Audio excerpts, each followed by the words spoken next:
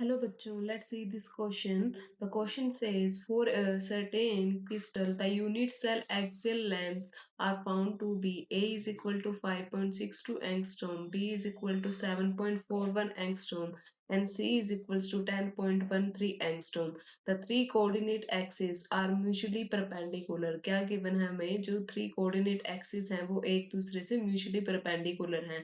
The crystal system to which the crystal belong, हमें crystal system बताना है कि जो ये गिवन क्रिस्टल है हमें वो किससे बिलोंग करता है. That is tetragonal, B is orthorhombic, C is monoclinic and D is cubic. तो बच्चे जैसे कि अगर हम यहाँ पे ड्रॉ करना चाहें, अगर हम यहाँ पे क्रिस्टल सिस्टम ड्रॉ करना चाहें तो वो कुछ ऐसा बनेगा. अगर हम इसको x एक्सिस लें और इसको y एक्सिस लें और इसको z एक्सिस लें, है ना. तो अगर यहाँ पे मैं ड्रॉ करना चाहूँ एक क्रिस्टल सिस्टम दैट इज एक यूनिट सेल, बच्चे क्या हम एक यूनिट सेल अगर बनाना चाहें तो वो कुछ इस तरह से बनेगा, इस तरह से बनेगा, इस तरह से बनेगा. ठीक है बच्चे. तो अगर मैं यहाँ पे डिफाइन करूँ, क्वेश्चन में हमें गिवन है कि एक्सिल लेंथ, जो एक्सिस की लेंथ गिवन है यूनिट सेल के लिए, वो क्या क्या गिवन है. अगर एक्स एक्सिस पे माने तो ये इतनी लेंथ क्या हो जाएगी, एक्स हो जाएगी बच्चे.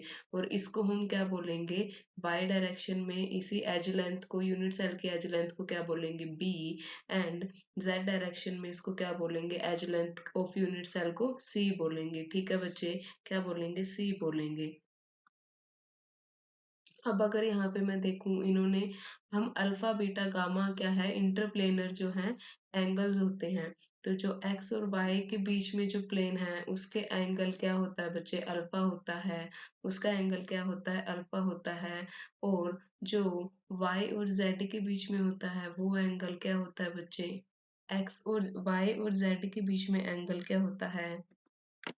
तो क्वेश्चन में हमें क्या गिवन है, क्वेश्चन में हमें गिवन है that is a is equals to 5.62 angstrom, B1 is 7.41 angstrom, and C1 is 10.13 angstrom. And हमें गिवन है कि जो थ्री कोऑर्डिनेट एक्सिस हैं वो म्यूचुअली परपेंडिकुलर हैं. That is alpha is equals to beta is equals to gamma. इन तीनों का एंगल इक्वल है किसके, म्यूचुअली परपेंडिकुलर का मतलब होता है दैट इज 90 डिग्री के बराबर है. तीनों एंगल्स क्या है, 90 डिग्री के बराबर हैं. ठीक है. और यहाँ से अगर हम यहाँ नोट करना चाहें तो हमें क्या पता लग रहा है कि A is not equal to P is not equal to C. कि जो तीनों एज लेंथ हैं वो तीनों ही एक्सिल की जो लेंथ हैं वो तीनों ही इक्वल नहीं है. तो पहली कंडीशन क्या है हमारे पास कि A is not equal to B is not equal to C. तीनों एज लेंथ्स क्या हैं, डिफरेंट है. तो इस कंडीशन से हमारे पास तीन क्रिस्टल सिस्टम निकल के आते हैं बच्चे. That is first is ortho ortho orthorhombic. Second हमारे पास निकल के आता है मोनोक्लिनिक मोनोक्लिनिक. एंड थर्ड हमारे पास कौन सा क्रिस्टल सिस्टम निकल के आता है, दैट इज ट्राइक्लिनिक ट्राइक्लिनिक. ठीक है जी. इन तीनों क्रिस्टल सिस्टम में तीनों ही जो एज लेंथ है वो इक्वल नहीं होते हैं बच्चे. ठीक है. और अगर सेकंड कंडीशन देखें, सेकंड कंडीशन से हमें क्या पता लग रहा है कि तीनों एंगल इक्वल हैं. और तीनों एंगल इक्वल हैं होते हुए भी किसके इक्वल हैं, तीनों ही 90 डिग्री के बराबर हैं. इक्वल तो हैं और साथ में किसके बराबर है, 90 डिग्री के. तो ये दोनों कंडीशन जो है वो सिर्फ ऑर्थोरोम्बिक फॉलो कर पाता है.